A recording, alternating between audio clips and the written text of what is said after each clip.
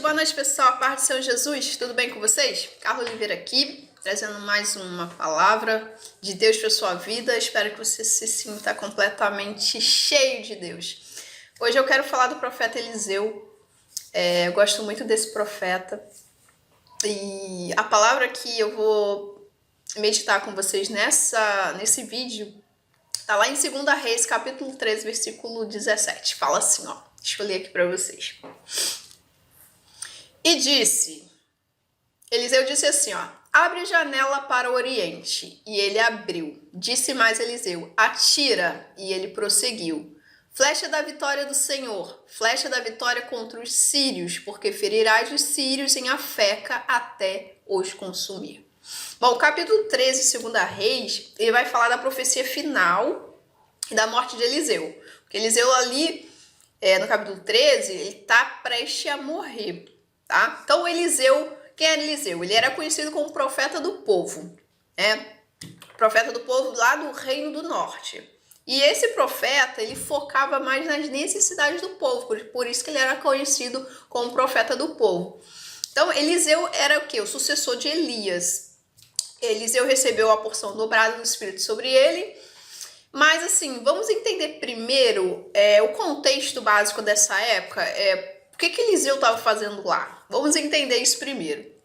Bom, Eliseu ele foi chamado para o ministério profético lá em Israel, tá? No momento em que Israel foi dividido em dois reinos. O reino do norte, ele teve uma sucessão de vários reis muito maus mesmo. E esses reis maus, Deus começou a julgar eles pelos pecados de idolatria. Então, Deus estava insatisfeito com esse povo. E a função de Eliseu ali era resgatar o respeito a Deus e levar sua mensagem por meio de alguns milagres, né, que Eliseu fez com aquele povo. Então, de fato, Deus dá a porção dobrada para Eliseu, porque a Bíblia mesmo relata 7 milagres de Elias e 14 milagres de Eliseu.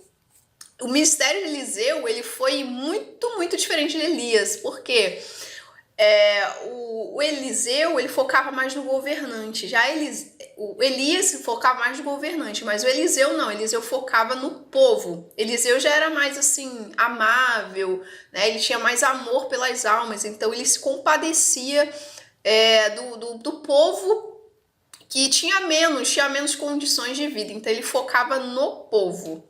Eliseu, o Elias já focava nos governantes. Então, entendendo isso, vamos entender o que o profeta Eliseu quis dizer no verso 17, que ele fala assim, a flecha do livramento do Senhor é a flecha do livramento contra os sírios. Bom, nesse contexto você vê o rei Joás e o profeta Eliseu, só que o profeta Eliseu já está velho, já está doente e cego. Então Joás, quem era Joás? Era o rei atual de Israel, né? Rei do norte. Mas Joás era neto de rei, filho de rei, e agora ele era o rei de Israel, da parte do norte. Então, Joás era um especialista em arco e flecha, ele era especialista. Porém, mesmo sendo especialista, ele procurou Eliseu como profeta, né, para pedir uma direção, uma bênção, pedir algo... uma bênção, né, para Eliseu. Só que Eliseu, ele não dá a bênção pro rei, ele dá uma direção. Então, o fato de Joás ir até o profeta Eliseu, ele tá honrando o profeta. Porque ele entende a importância da cobertura espiritual sobre a vida dele. Então, ele foi pedir uma bênção, uma direção, alguma coisa. Então ele entende que acima de Eliseu existia uma autoridade espiritual, a de Deus. Então ele estava debaixo de uma autoridade. Então o rei queria estar debaixo de uma autoridade, por isso que ele foi procurá-lo. Então Joás ele obteve a direção de Eliseu de como vencer os sírios. E lá no verso 16 fala assim, toma um arco e flecha. Eliseu pôs as mãos nas mãos do rei e disse assim, atira, flecha da vitória do Senhor, flecha da vitória contra os sírios, porque ferirás os sírios até os consumir. Preste atenção nisso. Ferirás os sírios até os consumir. Você percebe que no verso 18, se você continuar lendo abaixo, você vê que Jeoás ele atira 1, 2, 3 vezes e para. Nesse momento, o profeta Eliseu ele fica indignado com o rei, porque ele poderia atirar até esvaziar o alforje dele. Né? Na Bíblia relata 5 ou 6 vezes. Ele fala, pô, você poderia ter atirado 5 ou 6 vezes, só atirou só 3. Por causa disso, você ferirá os sírios apenas 3 vezes. Então, percebe que a flecha do livramento está ligada a quanto eu me submeto à orientação da minha autoridade espiritual. Então, gente, é preciso você honrar a autoridade espiritual. É preciso você obedecer. Jeoás, nesse ponto, ele acabou desobedecendo a autoridade espiritual de Eliseu sobre a vida dele. Ele podendo atirar mais, ele atirou apenas 3 vezes. Então, assim, é preciso você honrar a sua autoridade espiritual, seja com palavras, seja com atitude, aceitar a direção dele, a correção, porque ele, de fato, é uma autoridade espiritual sobre a nossa vida. E deixa eu te falar, o arco, ele vai representar a igreja.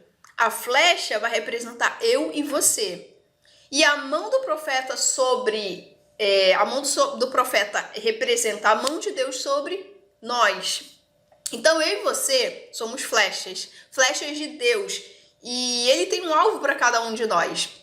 A flecha é lançada no tempo certo para atingir o propósito. Quando ela é lançada no tempo errado, ela não vai atingir o propósito, porque ela irá errar o alvo. Então, é preciso esperar o tempo certo de Deus. Ele vai te preparar. Então, fique em obediência. Permita-se ser usado. Mexa-se. Aprenda, busca, faça, mude, transforma, renova, restaura, reviva, cara. Invista, aperfeiçoe. Mesmo que você erre, mesmo que você caia, faça de novo e de novo. Cada pedacinho de tijolo que você coloca na parede, dia a dia, vira uma muralha grande, fortalecida, fortificada, pronta para aguentar qualquer tempestade. Assim somos nós. Todo dia você fizer um pouquinho, se você orar, se você buscar, se você orar, se você buscar, se você abençoar outro, se você respeitar a autoridade, Deus, ele vai dia a dia fortalecendo você espiritualmente e fisicamente também. Então, entenda essa palavra e recebe no seu coração em nome de Jesus. Eu quero deixar uma frase para vocês, anota aí. Quando você coloca as mãos na obra, Deus coloca as mãos dele sobre você. Então recebe essa palavra em nome de Jesus. Fique na paz do Senhor. Deus te abençoe.